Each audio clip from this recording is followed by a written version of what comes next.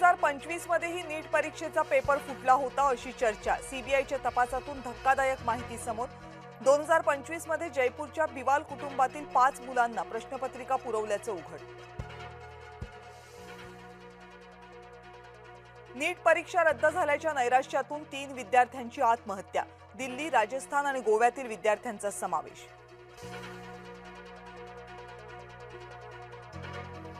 कारागृहामध्ये असूनही भोंदू अशोक खरातची कमाई सुरूच। रिंग रोडच्या भूसंपादनामुळे मिळणार 3 कोटी रुपये।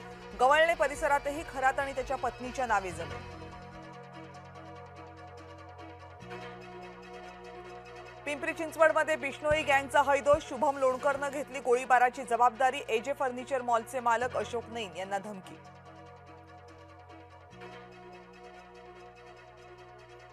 नागपूरमध्ये आदिवासी विकास आयुक्त कार्यालयासमोर आंदोलन। शिष्यवृत्ती आणि निर्वाह भत्त्यासाठी रात्रीपासून ठिय्या आंदोलन। शिष्यवृत्ती निर्वाह भत्ता वेळेत मिळत नसल्याच्या तक्रारी।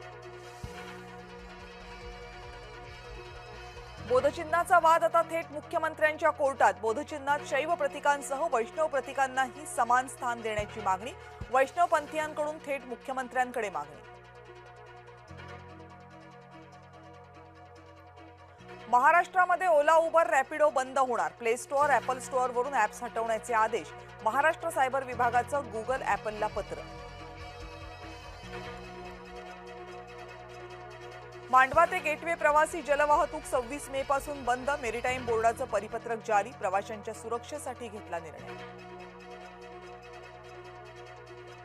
50 वर्षीय गतिमंद महिलेवर 25 वर्षीय तरुणाचा अत्याचार। अमरावतीच्या चांदूर बाजारमधली संतापजनक घटना। आरोपी सारंग सदावर्ते विरोधात गुन्हा दाखल।